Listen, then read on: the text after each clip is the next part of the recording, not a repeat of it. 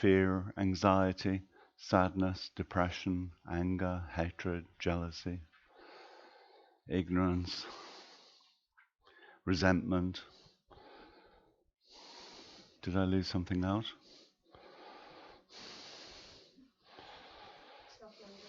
Huh? Self-loathing. You can look in the mirror and think, I really hate you. But that's your body, that's your address. That's who you are. So what is it that you dislike about yourself? Perhaps that we feel that we're not strong enough, we're not good enough, we're not nice people. So we put a good face on. If you're a woman, you can put a really good face on. If you're a man, you're just stuck with what you've got. Makeup for men came, but it didn't take off. So here we are, you know, we're naked. Women can do something, you know. So if you're not feeling too good, you can cover it up. But actually you can't cover up what's happening in the heart. So that's what we're talking about in this time together. These disturbing emotions that we can put towards ourselves and also we can put towards others. When we're not kind to ourselves, when we're not compassionate to ourselves, then we're taking refuge in the disturbing emotions. So we start the day by saying, I take refuge in the disturbing emotions. May they really disturb my mind. May I have a really, really, really bad day. May I hate so many people. You know, like that, isn't it? If we did it as a routine, as something that we actually did like that, we'd become aware of it. We'd know we were doing it. But instead, if we're Buddhist, good Buddhists, we go saying, I take refuge in the good qualities, and then I get irritable, and I get angry, and I get upset, and I have hatred. Then I go home at the end of the day and think, oof, it wasn't such a good day, was it? So we want to have what they say in Australia, good day. You want to have a good day. You want to have better days. But then how do we change all of this? How do we switch it over from the negative to the positive? Do you have loathing and hatred for the negative, which means another negative emotion? That wouldn't seem to work. You know, that you're generating a negative emotion in order to remove a negative emotion. So here we were talking yesterday about how we need to be able to define the negative emotions or the disturbing emotions. I think something like anger, jealousy, hatred, this is easier. We can see the effect on others. We can pretty much say what it is. We can define it. But yesterday you had some papers and, you know, so we need to define sadness, depression, fear, anxiety, because from that's something like the foundation, not the ignorance, but the foundation emotions where other emotions are coming from. When you have fear and anxiety, then what do you experience? When you have sadness and depression, what do you experience? So you've got to personalize it and also not be judgmental and critical, to give space to it, but also to understand that this is disempowering you. It's stopping you from being the person that you want to be when you have fear, anxiety, sadness, depression. Then perhaps you're not behaving the way you want to be. You're not going out into society the way you want to be. It's a limitation. So what is that limitation for you? What do you want to change about that fear, anxiety, sadness, and depression? So today in the discussion groups, I'm giving you the whole discussion group to talk about those 4 things because they're so important. The fear, the anxiety, the sadness, and the depression. So I'll give you the other handout a bit later. But I really want you to go into your personal experience of it, how it manifests, and how you cope. How do you deal with it when you're sad, when you're depressed? Is there anybody never depressed? Thank goodness for that. So it's always a worry when we've got somebody perfect in the room. You know, some people say, I've never been sad, I've never been depressed. Oh dear. But we get sad and we get depressed, and then we want to pull the covers over, right? We want to stop and sort of reject everything outside. But at some point, you've got to interact with outside. You've got to get food, water. You've got to interact. Then how do you manage when you have this? I'm not talking about this temporary depression that there's no chocolate in the cupboard or something like that. But I'm talking about, depression that really affects your heart, sadness that affects your heart. Perhaps a relationship breakup, somebody died, etc. So it can also be conjoined with grief. So we can have sadness, depression. We can also have grief. Not necessarily a human dying, but a dog can die, a cat can die, and people can really get depressed about that. Because all the 10, 15 years, 20 years of the animal being alive, they put so much energy into this animal, and then no more. So how do you cope with these changes that we know the changes are coming, and yet when the change comes, it's very difficult for us to accept? I think particularly the sadness and the depression. That when you get into the habit of it, it's very difficult to get out of the habit of it. It seems to become the response to the world. Then the fear and the anxiety. Long time ago, Lama Zopa sent me to Goa in India. I was in Delhi, and then he said, will you go to Goa? And Goa is a beach resort where people come for fun, for beach. I don't like beaches. And for entertainment, drinking, drugs, that sort of thing. So he asked me, will you go to Goa? And I said, Goa? And he said, yes, Goa. And I said, Goa? And he went, so much suffering. And when he does this tutting thing, the suffering's more the longer the tutting goes on. So it was like, I think, oh, must be really bad. So yes, I should go to Goa. So I went to Goa and rented a house. All trees around, mango trees, coconut trees, rolling hills. And I think, gosh, it's so beautiful. Where's the suffering? So this is August. I think, August. The end of the monsoon. The season hasn't started yet. So the first two people who arrived were sent to me by a friend from England, and they were heroin addicts. So about 9 o'clock at night, in the rain, so it's pouring rain, 9 o'clock at night, I'm sort of up this back road, I think, which turns out to be the main road, but up this very quiet road in monsoon, and there's this knock at the door, 9 o'clock at night, and I'm very suspicious, I think I'm about to be robbed. And who's there? And they said, we're sent by your friend in England.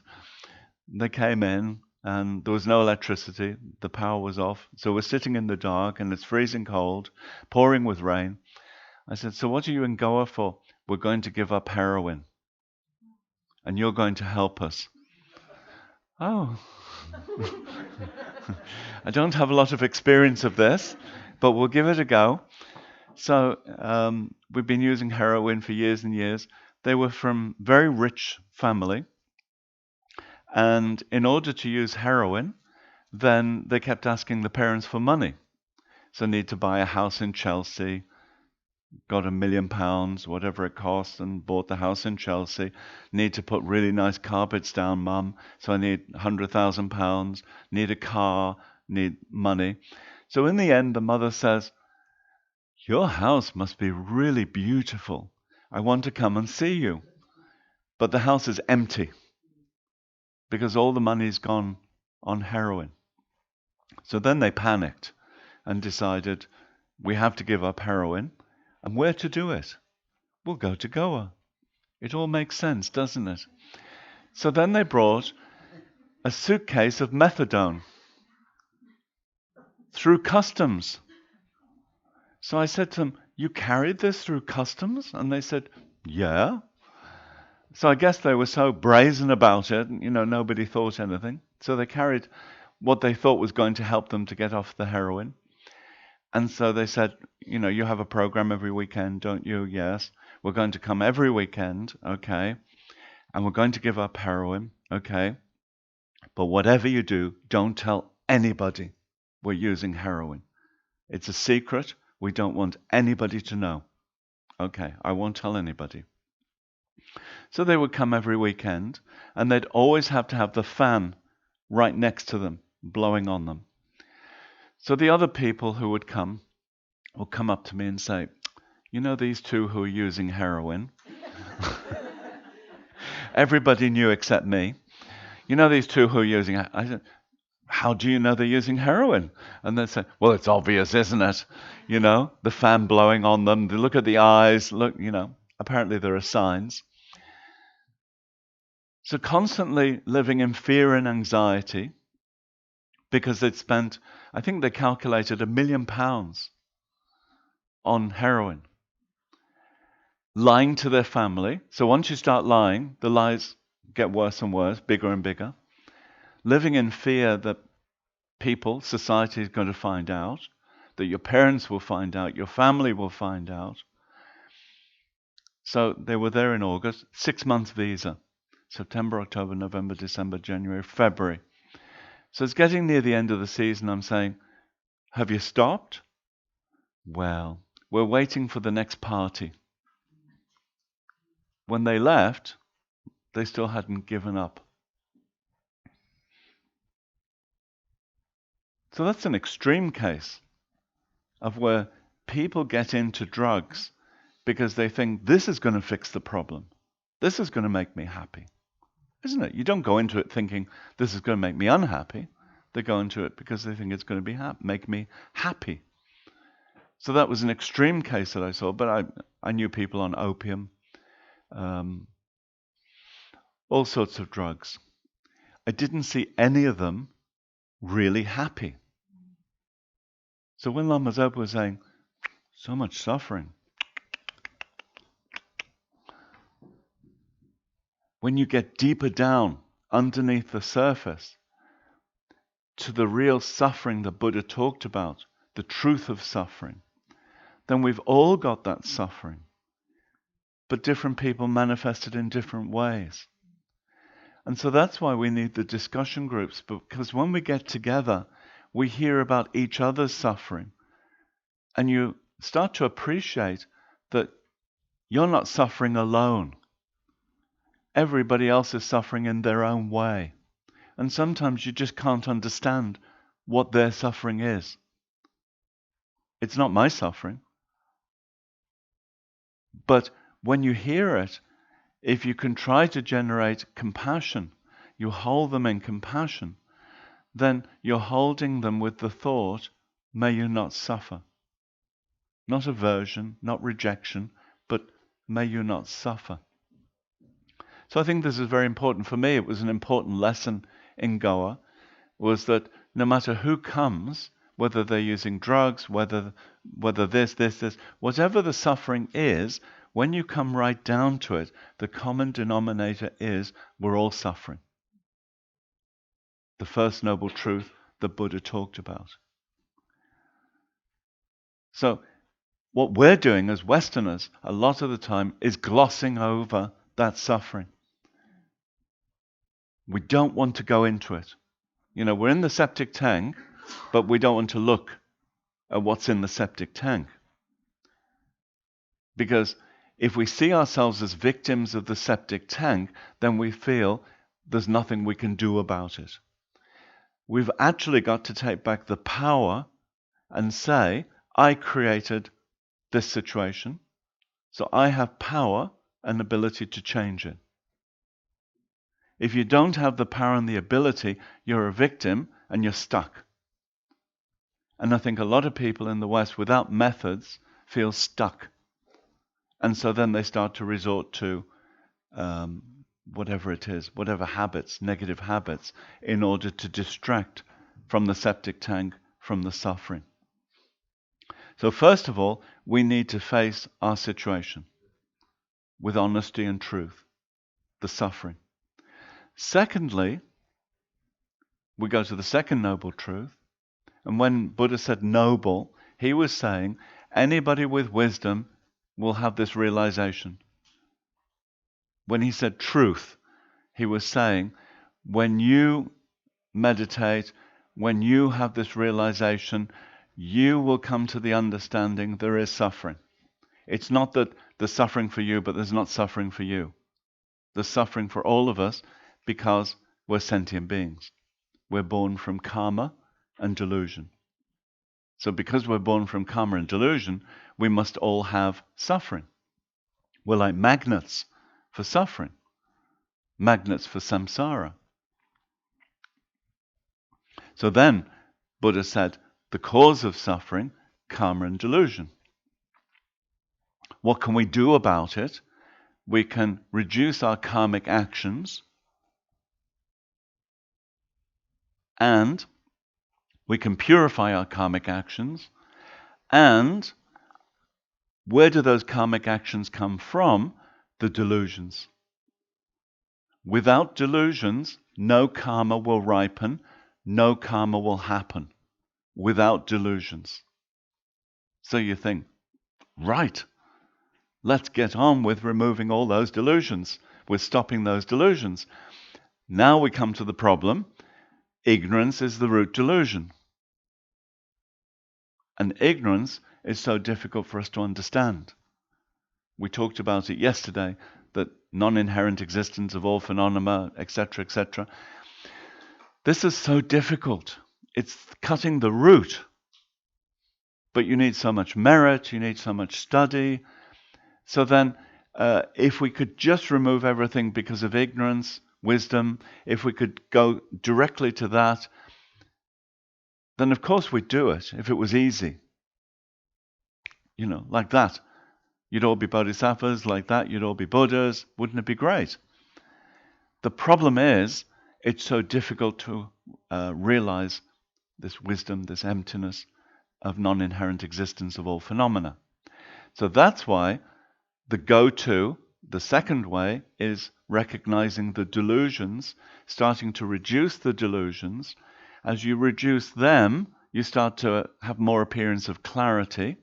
Because of that, you have less karmic reactions. Because of that, you have less karmic conditions. Because of that, you have a better life. We want more happiness, less suffering, right? Anybody volunteer for more suffering, less happiness? So every course, nobody puts their hand up and says, yes, give it to me. Get out. You've already got your two daughters. It's enough. Right? Then you'll have grandchildren, even more. You think you're retiring soon. You're not. Wait until they have children and they say, Mom, I'm going to work. Here's the baby. You know?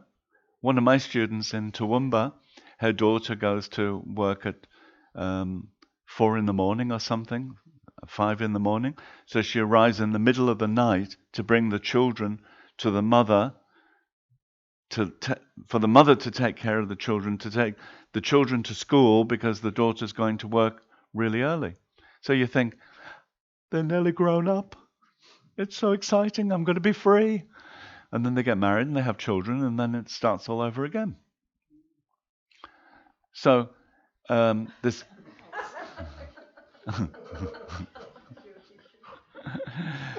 karma and delusion, you know? So to approach the karma and delusion with the feeling that this is the key. Through this understanding, it's key to me being able to remove my suffering, my problems.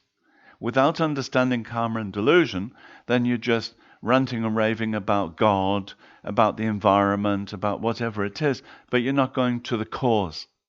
We need to get to the cause.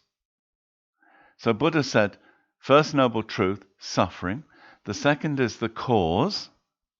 But if you go too quickly past the cause, you're going to the result, which is I'm suffering, and I really don't like it, and they're to blame. You're to blame, they're to blame, he's to blame, whatever it is. But you're pointing the finger outwards, you're not taking responsibility. So the second noble truth is the taking of responsibility. I'm creating it. And because I take that responsibility, then I can actually remove that karma and delusion. So suffering, cause. Third one is cessation. To finish. So Buddha said, you are suffering.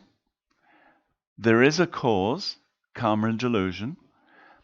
Because you've recognized the karma and delusion, and you can do something about it, there can be a cessation of the effect.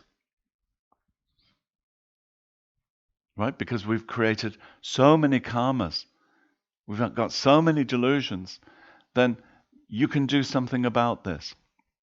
You're not stuck, you're not a victim. There is something that you can do. So this is where he came to number 4, the path. So suffering, cause, cessation. Number 4, the path. What do you do in order to remove your karma and your delusion? So then I come back to refuge. What do you take refuge in? First thing in the morning, why do you get out of bed? What do you take refuge in? Right? If only I get a cup of coffee, I'll be okay. So I take refuge in coffee. If only I get my muesli, I'll be okay. Like that. Not thinking that this becomes just the temporary fix. This little thing, little thing, little thing. And you have these temporary fixes all through the day till you get to the end of the day, and then you feel totally exhausted, and then you think, well, at least I got through today, but then there's tomorrow. And it can be just day after day after day. It's nothing special. So what we're looking for here, I think, is to live in a special way. So what would be special? So that's what I was asking you yesterday. How do you want to live your life? And then what becomes special about your life? Do you get out of bed because of compassion, because of love, because of wisdom, patience, tolerance? You have to keep looking for the most difficult, the most dangerous, if you like, delusion. You must find that one. And then you get out of bed for the opposite. Right?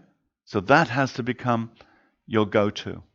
Not the delusion, but getting out of bed because of, if it's, say, anger, for instance, anger. The opposite is love and patience. So I get out of bed because of patience, tolerance. We don't tolerate very well anymore because we want everything quickly. We want everything now. One of the problems with our age, this time, is that we have very fast devices, and it's getting faster and faster and faster. Now we want 5G, then we want 6G, then we want 7G. They turn on the 7G, the birds drop out the sky, and then we say, oh well, it's worth it because we need fast Wi-Fi. Like that. So we're not concerned anymore about what's going on, just we want fast, fast, fast, fast.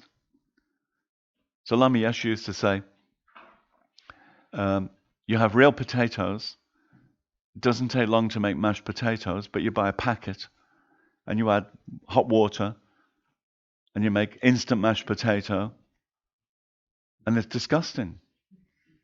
But you convince yourself it's real. You know? So we've got to start living in a real way, not the instant mashed potato way, not the instant coffee way, but the real way. It takes a little bit more effort, but the result is so much more. So why are you getting out of bed? Is it mashed potato from the packet? Is it mashed potato from the potato? Is it instant coffee? Is it real coffee? It's a little bit more effort because you've got to write that post-it, right? Otherwise you wake up in the morning, one eye opens, oof, work again, you know. But you look at that post-it, bodhicitta, patience, generosity, whatever you've written on that piece of paper, and that's why I'm living today. Not to survive, but to go beyond survival, to live. You know, survival is just moment to moment. I'll deal with this. But really living is taking control and deciding that no matter what happens, I'm not going to stress myself out. I'm not going to get anxious. I'm not going to get fearful, because I'm going to deal with it as it's coming along. I'll deal with it through my values, through my principles, through what I've decided. This is the way I want to live. So I think in those Four Noble Truths are the answers to our situation. The Buddha's the doctor. He's giving you the diagnosis. He's giving you the medicine. And you put the medicine on the shelf and say, I'll take it later. I often say, give the example of Switzerland. And, you know, you've got this terrible disease of salmon Sarah. And then you go to the doctor and the doctor says, ooh, you've got salmon Sarah. Oh, I've never heard of that before. What is it? Oh, it's terrible. So many people have got it. But there is a doctor. Oh, where's the doctor? Switzerland. Oh my goodness. It's going to cost me a fortune. I don't have any money. Well, you've got credit cards, don't you? Well, yes. So you buy the ticket on the credit card. You get to Geneva. You ask everybody, where's this Salmon Sarah clinic? They say, up there. There's a cable car? No, you have to walk. So you hike all the way up that track, thinking, I must heal myself, I'm going to get there, I'm going to get the cure. And when you get there, there's thousands of people in front of you, and they ask you, where did you come from? You look like a foreigner. And you say, New Zealand. And they say, oh, New Zealand, you must go first. And they push you in, and you go into the doctor's surgery, and there's a huge desk, so many certificates. The doctor checks you, tests you, and she says, here's your medicine. You've got salmon Sarah. It's a terrible disease, but this is the cure. And you say, oh, thank you, doctor. It was worth all that money. And you take it home, you put it on the shelf near the bed, and you're getting sicker and sicker. More delusions, more fear, more anxiety. And your friends say to you, didn't you go to Switzerland? Oh, yes. Didn't you get the cure? Oh, yes. Why are you getting sicker and sicker? I'm waiting. What are you waiting for? Tomorrow. You know, it's always tomorrow, tomorrow. In Mexico, we say, mañana, mañana. I'm waiting for tomorrow. And tomorrow never comes. It's always tomorrow, tomorrow, tomorrow. So if we procrastinate, we're always putting it off. We hear the Dharma and we think, yes, I must start tomorrow. What happened to today? You know, I'll start tomorrow. And then you wake up in the morning, it's a beautiful day, and you think, so beautiful, I think I'll start tomorrow. Or it's a horrible day and you pull the covers up and you think, I can't start today, it's too cold. You're always looking for exactly the right conditions, the right situation to start. So just start. From today, from this minute, I'm going to start working with my karma and my delusion in order to reduce them and in order to totally remove them, so that I can be a benefit to my family, my friends, all sentient beings. We want to have love and compassion, but we have to start with ourselves. You can't give love and compassion to your family if you're not giving it to yourself. And if you're giving love and compassion to yourself, then what does that mean? Real love and real compassion is reducing your karma and your delusion. It's not another ice cream or go dancing or drink more. That's not love and compassion. In the Dharma context, more love and compassion, caring about yourself, is reducing the causes of suffering, increasing the causes of happiness. That's real love and compassion. This other love and compassion is have another drink, have more drugs, have more distraction. That's not real love and compassion. That's addiction. But we put the wrong label on it, right? So we need to be careful about this societal addiction. Now we've got internet addiction, pornography addiction, drug addiction, alcohol addiction, so many addictions. Why? This should be the time in this history of the planet, we should be in the best time to be really, really happy. Should be, but we're not. Why not? Because we're looking outwards for the happiness instead of inwards. So now when you go inwards, you start to see all the things that you've done wrong.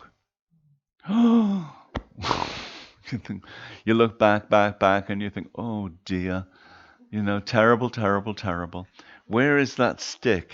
I must beat myself up, And so you start to beat yourself up, and then you want to beat everybody else up, and then we go back to the anger, the hatred, etc. So we've also got to have forgiveness. Forgiveness of the self and forgiveness of the other. Because without forgiveness, you never let go.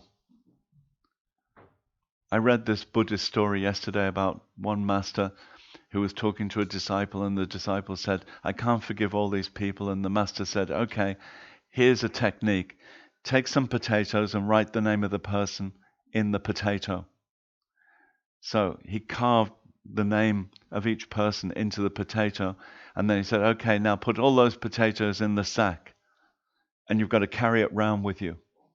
And he was carrying around this heavy bag of potatoes, and after some days it started to get really smelly and horrible because, they're going off. And at the end of the week, he went back and the teacher said, so how do you feel? He said, well, it's really smelly, horrible, heavy. Psychologically, that's what we're doing to ourselves. We're carrying that burden around with us. And at the end of our lives, when we're dying, it's going to be too late to deal with all of this. So we need to deal with it now. That's why I started with the obituary. Do you want to finish your life saying, and I really resent Mary, Fred, Joe, whatever, and I hope they have a really horrible, rotten life, and I'm off. Goodbye. What sort of state of mind would that be? But many people do die that way because they never dealt with what happened in their lives. So Buddhism is about looking at the suffering, the resentments, the angers, the hatreds, whatever it is, healing it so that we don't keep recreating the karma and the delusion like we did in the past. We've done it in the past. We're going to heal the past. But there's no point in healing the past if you keep recreating the past. If you keep repeating it over and over and over. So we're not going to keep repeating it because we have more wisdom. We have a better view of how things are, a wiser view. We need to know the better direction to go in, which is more love and more compassion and more wisdom, as opposed to more anger, more hatred, more fear, more anxiety, more sadness, more depression, etc. Okay? So today, what we're going to do, in the afternoon, after you've talked about sadness, depression, fear, anxiety, etc., I'm sure you're going to find things that you regret, right? Actions that you regret, people that you resent, etc. So what I want to do in the afternoon, after we've talked about your questions, late in the afternoon, we'll do the meditation on forgiveness. So today, you need to have a thought about who do you want to forgive, and who do you want to have forgiving you. That's an interesting one, right? So I've hurt somebody. I want to forgive myself. But what about the person who doesn't like you, but you don't know why they don't like you? That's a difficult one. Their doors are shut to you, and you like them, but they don't like you.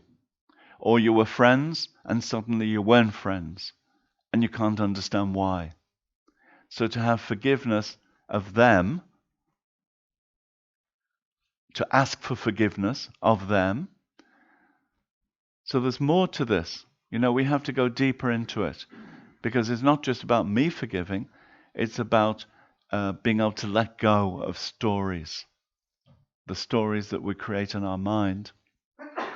Bless you, my child, that we keep repeating over and over and over.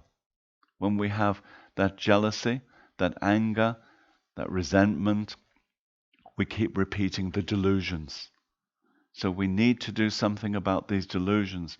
In order to do that, we need to forgive ourselves, not irrationally. Well, I've murdered 14 people, and, I've robbed a bank, and blah, blah, blah. So, it's not irrational. Most people have quite small things that they can't let go of. Not huge things, but there's a lot of small things. Becomes a pattern of behavior that we need to forgive, and then make a decision as to who we want to be from now on. During this retreat, if you see it as a time of retreating from reality, then you're going to create a new reality, because you have that ability. From emptiness, anything can be created. So we're retreating from reality. Everything becomes empty. Nothing exists the way we think. And then when you go back to your life, who and what do you want to be, as opposed to what you were before? More forgiving, kinder, more self-confidence. Think about who you want to be.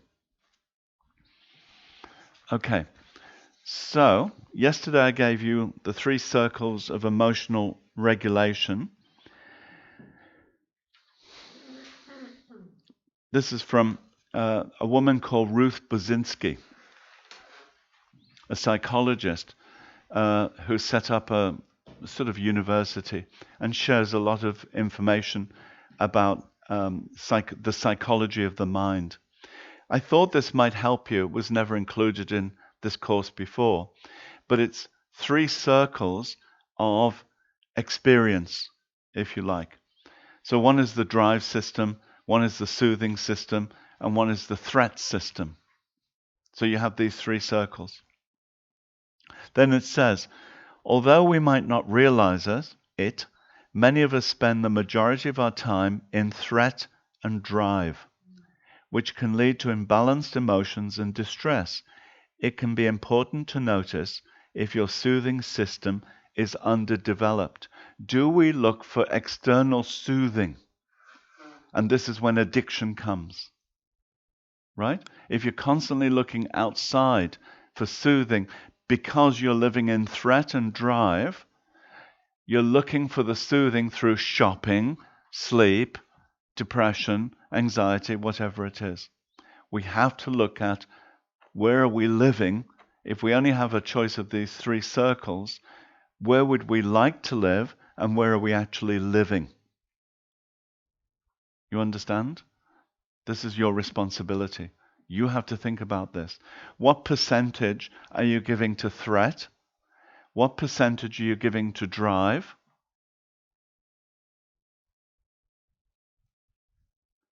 Drive, goals, consuming, accomplishing tasks.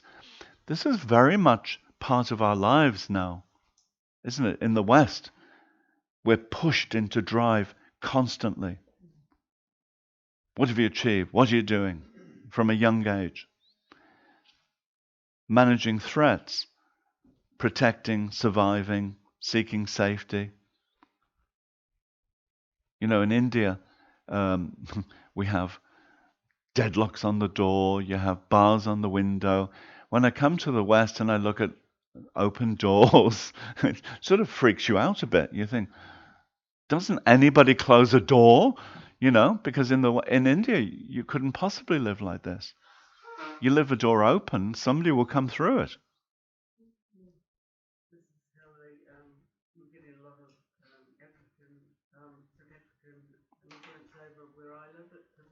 Yeah.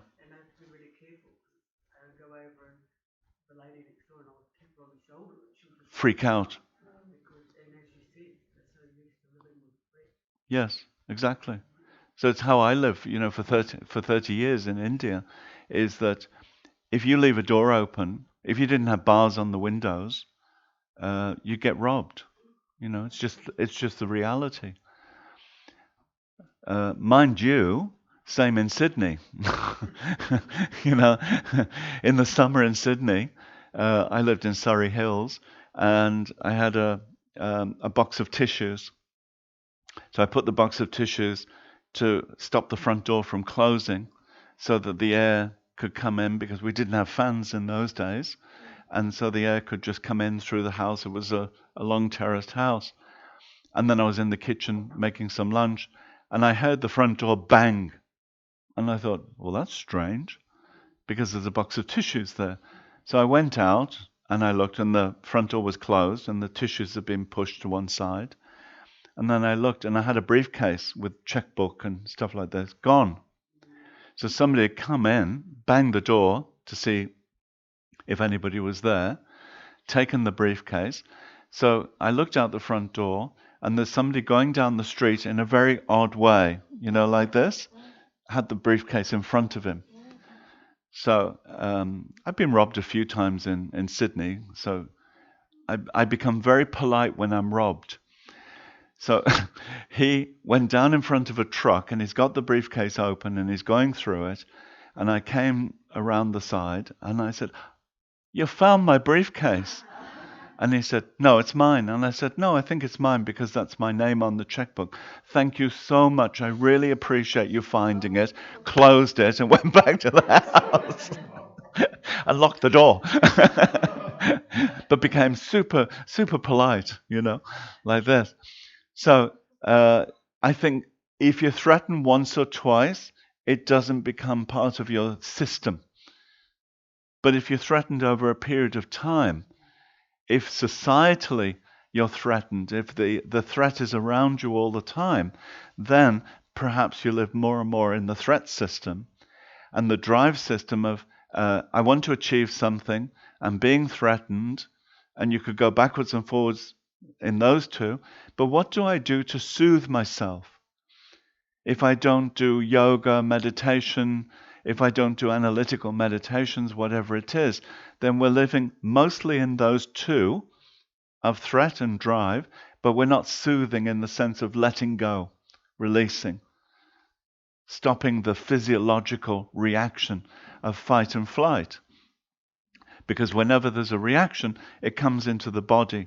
The chemicals are going around the body saying, run, run, fight, fight. But as I often say, you can't run, you can't fight, because the enemy is the boss, who just said, you're useless. You're not doing a good job. You think, I'm gonna get you. You know, mentally, I'm gonna get you. But you sit there and say, oh, thank you very much for the information. I'm gonna, you know, like that. So you can have some sort of reaction mentally, but you can't do anything about it. But the physiological response is there. And this is how now we have the new disease, adrenal exhaustion. And adrenal exhaustion is this adrenaline that you keep putting out of fight, run, can't do anything about it. So the adrenaline is produced, the cortisol is produced, these chemicals are going around the body, but I can't use the chemicals, and in the end, there are no chemicals to be produced. And then you go into a crash where you've got no energy at all, can't get out of bed, just can't do anything. So we don't want to get to that point of exhaustion. But we have to get to the cause, not the result. The result is adrenal exhaustion. But how do we deal with it before we get to the adrenal exhaustion?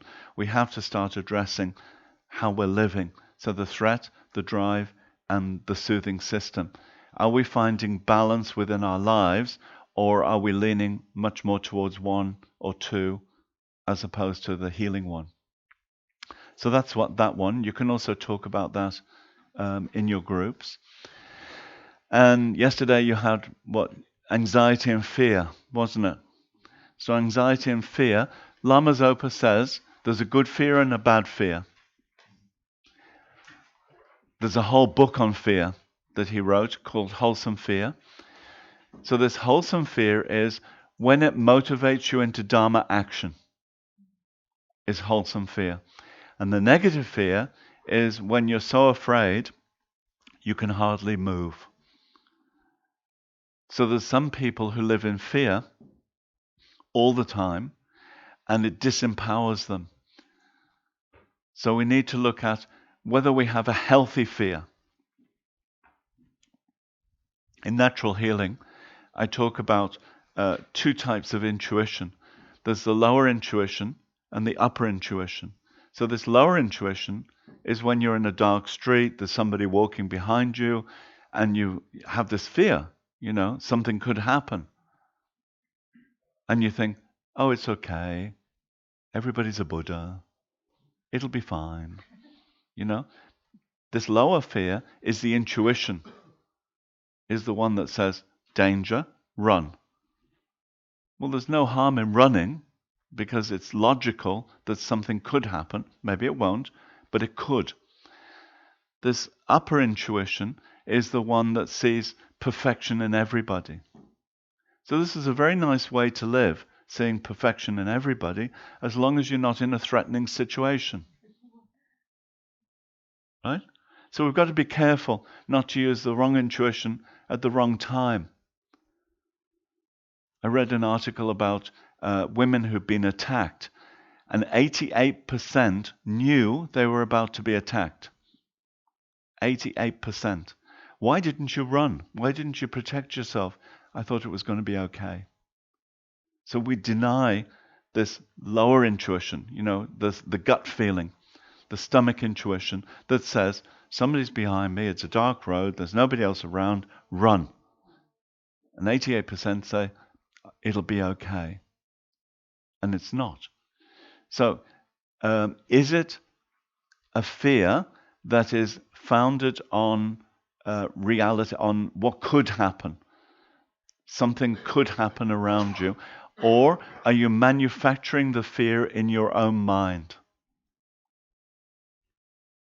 Okay? So if you're in Nelson in the middle of the day, goodness, the sneezing's going around, isn't it? If you're in Nelson in the middle of the day and it's a bright sunny day and there's somebody walking behind you and you think, danger, danger, something could happen. Is it a logical fear, or is it being manufactured by the mind? So that's where you have to look at the if you like, unnatural fear and the natural fear. The fear that motivates you to do something positive in order to protect this body, in order to be a benefit to others. Wholesome fear. The wholesome fear of not wanting to die with these negative emotions on your mind, with these negative thoughts on your mind. We don't want to die this way. If I have to die today, I don't want to die with anxiety, fear, anger, hatred, I don't want to die with this. I want to die with much more positive emotions. We don't know when we're going to die. So we've got to keep reminding ourselves day after day after day how we want to live, and then that's how we want to die. It's the same thing. So if you wake up with compassion every morning, you're going to die with compassion. You wake up every day with patience, you're going to die with patience, because you're reminding yourself of it every day. But if you wake up every day with irritability, I'm irritable because I haven't got my coffee. I'm irritable because I missed the bus. I'm irritable because of etc., etc., etc. If you live with irritability, then you die with irritability. And that irritability is going to disturb your mind and is going to create a negative future. You will not be the Labradoodle? You will not be the Labradoodle. You'll be the Pit Bull Terrier or the Chihuahua. The little Chihuahua that's going, wah, wah, wah, like that. So I think very important that we look at our daily life, because, often I think we're looking very far in advance and thinking in 10 years, in 20 years, in 30 years. But today, how am I going to change? Not tomorrow, but today. Because can't guarantee we'll be living tomorrow. Only today. So how do you want to live today? I have this acronym that I like to use, MAD, MAD. So it helps, because if you write on a piece of paper, go mad, and you put it next to your bed, every morning go mad means motivation. Why do you get out of bed? Action. Every 2 hours, checking that you're on track, that you're going in the direction that you wanted to emotionally, mentally. At the end of the day, dedication, remembering all those positive actions that you've done, rejoicing, dedicating. I really like Shantideva because anybody can use it. Buddhist, non-Buddhist, Christian, doesn't matter. Religion doesn't matter. It's about the good heart. So I like Shantideva for dedication. And then, what mistakes did you make? To be able to purify and to be able to forgive yourself is very important, because otherwise you carry the burden of having made mistakes, but you don't know what to do with the mistakes. The key to mistakes is regret. The key is regret. Oh, there's something else for you to talk about in your groups. Regret and guilty. Regret and guilty. What's the difference between regret and guilty? Because in a normal society, guilty is there. But in Buddhism, we talk about regret. So what would be the difference if you've done something negative and regret arises? You've done something negative and guilt arises. What would be the difference in the two situations? Which do you think would be more helpful? Which would you rather have? Because again, this is key to purification. You don't understand this, you don't understand the rest of it.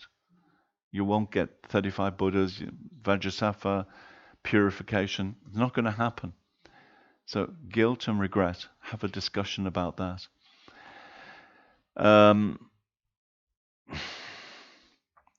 So, why are you getting out of bed?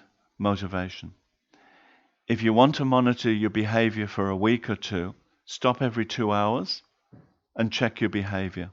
Have a diary, take a small book and then fold the page in half, and half of the page is positive and the other half is negative. And then put times, 8, 10, 12, 2, 4, 6, depends what time you get up, but about every 2 hours after you get up. So you got up with patience. You got up with forbearance. You got up with compassion.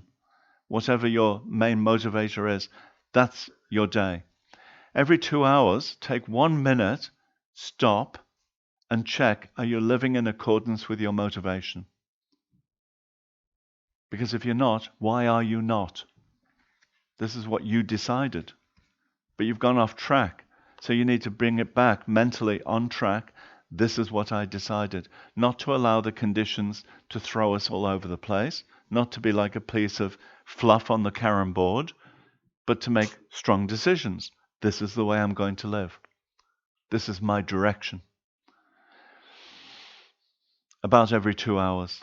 You know, if you're at work, you can go into the bathroom. They'll accept you going to the toilet every 2 hours. You multitask. You sit on the toilet, lock the door, write a note. You know, it's okay. But you need those notes, positive, negative, so that at the end of the day, you do a reflection meditation back through the day. This is very good for low self-esteem, to give you self-esteem, the positive. Going back through the day, wow, wow, wow, wow, wow. Incredible, incredible, you know, because we're good people, we forget all the good things that we do. It's just natural. But now we're reminding ourselves of the positive. So going back through the day, rejoicing, rejoicing, rejoicing, rejoicing. If you've got low self-esteem, don't keep the negative side. Wait until you build up your positive self-esteem. If you've got normal self-esteem or high self-esteem, keep both sides. Then you go through the negative, regret, or guilt, whichever it is that you believe in and you discussed today. Then what are you going to do about it? And when you notice a pattern of behavior, the strong delusion, what are you going to do about it? So this diary, if you keep it for a week or two, gives you a lot of really valuable information. You need it. Because otherwise we don't know. We honestly don't know. We think we have one emotion, but actually we have another one. Often it's like that. You know, people think this is the primary emotion, but actually it's not. It's a production of another emotion. Often emotions are connected. So keep the diary, pinpoint the major emotion, and also pinpoint the flavor of the day. Often you discover that maybe in the afternoon your energies go down, so you can become more irritable in the afternoon. Why is that? Well, I need a rest after lunch. Or I'm eating the wrong food. Maybe I'm allergic to the food. Who knows? So then you start to research why these things are happening, to take control of your energies. So that when you have more energy, you can be the person that you want to be, rather than what the tiredness and the exhaustion is pushing you into. Tiredness and exhaustion gives you stress and anxiety. And also fear. Because if you're really tired, you wonder how you're going to go on. How will I continue life like this, you know, if I'm so tired? I'm only 40 now, 30 now, 20 now, whatever it is.